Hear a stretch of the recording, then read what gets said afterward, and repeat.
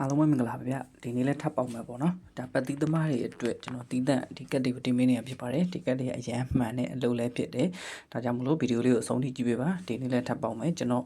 ဒီရွေးကွက်ပေါ့နော် main နဲ့ရန်လေးကိုတော့ကျွန်တော်အကောင်းဆုံးစူးစမ်းပြီးထုတ်ထားတယ်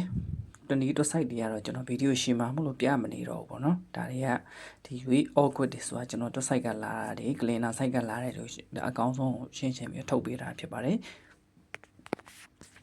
ကျွန်တော်ရဲ့ဒီ channel လေးကိုမိတ်ဆွေက like and subscribe လေးမနှိပ်ရသေးဘူးဆိုတော့နှိပ်သွားပေးကြအောင်တောင်းဆိုပါတယ်အခုပေါ့နော်ဒီ Cody ကက်လေးကတော့အရင်မှန်တယ်သူ့ရဲ့တလုံးမိုင်ကလည်းတော်တော်အလုပ်ဖြစ်တယ်ပေါ့နော်တလုံးမိုင်မဟုတ်တော့ဒီဝမ်းချင်းရတော်တော်မှန်တယ်ပေါ့နော်ဒါကြောင့်မို့လို့မိတ်ဆွေတို့မှာကတ်သီးတွေရှိခဲ့မယ်ဆိုရင်ပတ်တိသမားဆိုရင်ဒီကက်ကလေးကဒါ forever ကန်ကစားလို့အဆင်ပြေပါတယ်နောက်ထပ်ဒီအမဲကက်လေးကတော့သူရွေးခွက်တွေတော်တော်မှန်တယ်မိတ်ဆွေကနှစ်ခွန်ကြိုက်တယ်ဆိုရင်နှစ်နဲ့ပတ်သက်တာတွေကကိုကြိုက်တာရွေးခွန်နဲ့ပတ်သက်တာတွေကကိုကြိုက်တာရွေးပေါ့နော်ကျွန်တော်ကတော့မနေ့ဖြန်ကိုနေကုန်ကြီးအနေနဲ့က3-5ချက်ကိုကြိုက်တယ်ဒါကြောင့်မလို့ကျွန်တော်ရဲ့ main all ကတော့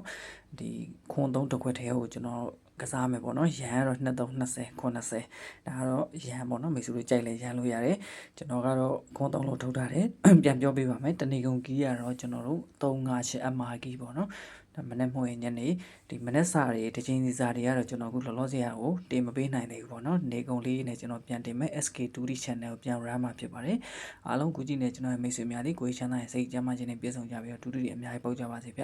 ကျွန်တော် recommend ပေးချင်တာကတော့ဒီ Cody ကက်အနီကက်လေးပေါ့နော်အဲ့ကောင်လေးကလုံးဝလေးတွေအရင်မှန်ပါတယ်အမဲကက်လေးလည်းမှန်ပါတယ်ချင်းချင်းပြီးတော့သုံးကြပါရွေးခွက်လေးကတော့ဘေးမှာချထားတဲ့အဝါရောင်လေးနဲ့ဖြစ်ပါတယ်